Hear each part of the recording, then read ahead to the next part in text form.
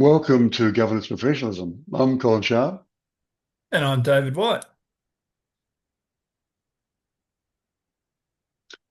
Australia is a lucky country run by second-rate people who shared its luck, according to Professor Donald Horne in 1964.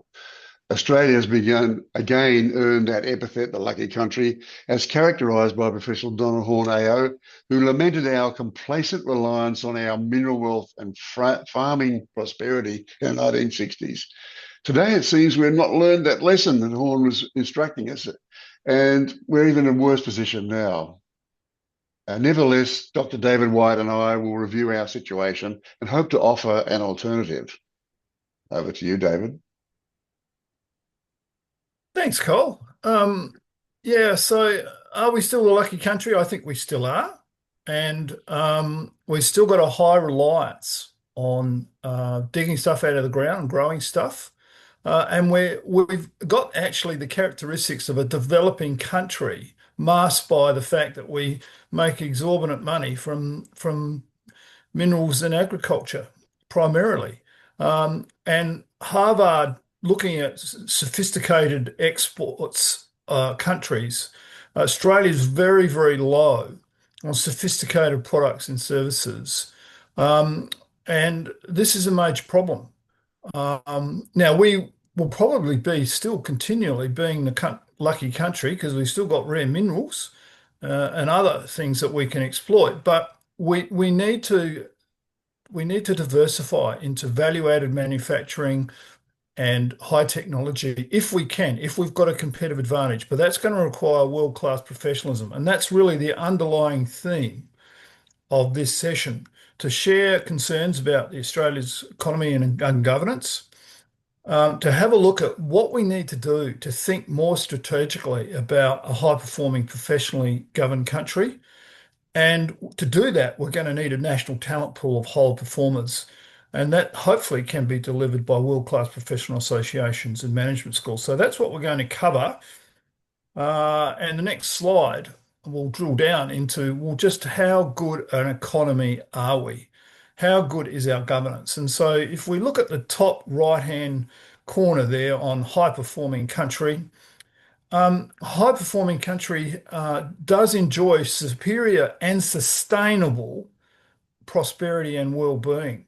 It is an attractive place to work, live, and flourish. There is hope that there is a better future. And the two main ingredients to make a high-performing country are a strong economy, which I'm going to talk about now on the left-hand side, and governance professionalism. So it's turning now to the economy. A high-performing country has very strong economic growth, and it's sustainable economic growth. And it's not due to luck, it's just due to good professionalism, building many internationally competitive companies with internationally competitive products and services that the rest of the world wants to buy, hopefully in value-added manufacturing technology. And so associated with that is high productivity and innovation levels to do unique things that no one else can duplicate, with sustainable public services and budgets that support good health, education, transport, etc., that supports high-performing companies. On the other hand, Australia has got sluggish economic growth, few internationally competitive companies, low productivity and innovation. It's been flatlined for years. And increasingly, we're borrowing more and more money by debt. And we had to do that for COVID, but we've got to try and reduce the amount of debt. We're still a low debt country relative to others, but we need to make sure that we've got a future income stream from economic growth and export income in order to pay for that future, pay off that future debt. Now, to do that successfully, we need to be focusing on governance professionalism. We need world-class visionary leaders. We need good strategic thinkers who can anticipate and have insight and foresight into what's going on in the world. And it's an increasingly difficult and complex world. So we need the competencies to make good judgments on where we're going to go, how we're going to get there, why do we need to change, and so on. However, unfortunately, and you'll see this in my paper on world-class governing Australia professionally, is that we tend to have a lot of tactical administrators who are hindsight reactive problem solvers in muddling through cycles. In fact, the paper suggests that governments are in a muddling through cycle, attempting to solve problems that they actually help create. And so I talk about in the paper government generated problems because they react to these things rather than anticipate and prevent them from occurring. Things like sluggish economic growth, productivity, public service delivery issues, trust in government, and so on. So we have got some major issues which are making Australia more becoming a red flag country. And again, in the paper, I talk about what those red flag indicators are and what we need to do to improve that. And one of the key things is governance, professionalism. So next slide, Cole.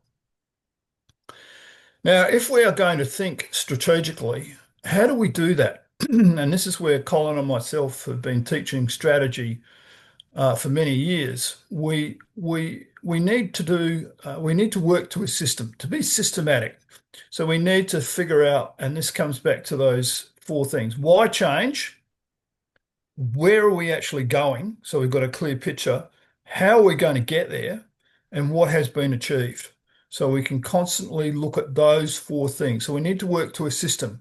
In why change, we obviously need to analyze the environment, to anticipate opportunities and threats, match that up to our strengths and weaknesses. So we need strategies to capitalize on our strengths, overcome our weaknesses in order to pursue opportunities and threats. If we don't do that properly, we'll end up reacting to problems and issues as they arise. And so this is the benefit, this is the value of strategic thinkers, properly analysing the environment using proper tools. And in our education programs, that's what we focus on, the tools to properly assess opportunities and threats, hopefully to anticipate, and then match it up to capitalise on strengths and overcome weaknesses. That needs to happen within an understanding performance and a vision of a high-performing country. This is a thing that is missing. We don't have a vision of a high-performing country as a great place to work, live, and flourish as a starting point to give us hope for the future, and then figure out how we're going to get there. So this is something that visionary leaders are very, very good at rather than tactical administrators. Having got a vision, and got policies in key result areas and strategies. Obviously, we need prosperity and wellbeing plans. And again, other countries are way ahead of us on having national wellbeing plans. Things like New Zealand, countries like Canada and Ireland. We need wellbeing plans based on proper assessments of wellbeing, physical, social, emotional, cultural wellbeing from the whole human life cycle, from infants right through to retirees. This is what's missing. Prosperity plans are to build companies to sustain economic growth that are internationally competitive. And we need good change management plans and individual accountability through performance agreements. And then, of course, we need to evaluate performance. What has been achieved? What are our key KPIs? And then what are our gaps? And that obviously leads us to make sure that we've got maintaining advanced strategic thinking, training and proficiency to properly analyse the environment and go around that circle. So we need to, as a country, we need the federal governments, state governments, territory governments and local governments be working to a common system to analyse our environment, to anticipate opportunities and threats, to match up and overcome weaknesses, build on our strengths, and have clear strategies, well-being and prosperity plans for that to happen.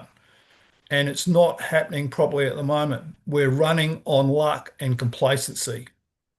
So those are the things we need to be focusing on, and we need professional training in our governments and our companies to be able to do that.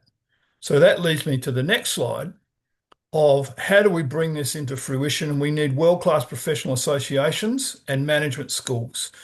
Professional associations need to be in governance, in directorship, in management, particularly executive management. So we need a national talent pool of people that are professional standard accredited and judgment certified. So they have a proven ability to perform. What we have at the moment in this country is member associations in which you become a member like a fellow or a graduate member or just an ordinary member based on your qualifications, your education, your experiences, and maybe some referee checks. Now, that's not going to prove that you've got an ability to think strategically and create a high-performing country or organisations.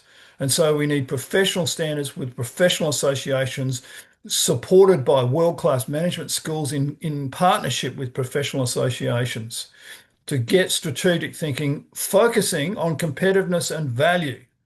That's what we need. More internationally competitive products and services to generate export income and economic growth. To do that, we're going to have team builders and leaders down the bottom here. Value-adding roles, team builders, people who can build good teams and that are capability builders, can build the capability of our workforce so that they are highly engaged, productive, innovative. And this is what we need. And we're missing these people in the talent pool. We need to have workplace professional standard accredited, judgment certified directors, executives, managers, and governance specialists in order to make this happen. Okay, so let's summarize here. What are we saying? So next slide, Cole. So we've been a resource-rich, lucky country, but we're muddling through with a fragile economy. We've got sluggish economic growth, productivity, and innovation. We've been more a material supplier and a value-added producer. We've got few locally owned, internationally competitive, high value-added, multinational companies with highly engaged and innovative workforces governed by visionary leaders and strategic. Too many technical administrators. We need an inspiring, compelling, and shared vision of a high-performing, professionally governed country as an attractive place to work, live, and flourish for growth, prosperity, and well-being. To achieve that, we're going to build a national talent pool of high-performing directors and executives by developing world-class professional associations and management rules. That's the logic. And so if you want to read more on this, again, my paper on Substack, Professionally Governing Australia, is there for you to read in further detail. Thank you very much. So thanks very much, David. And we look forward to sharing more information on our Substack at Governance Professionalism 1. And see us on YouTube. Thanks very much. Bye.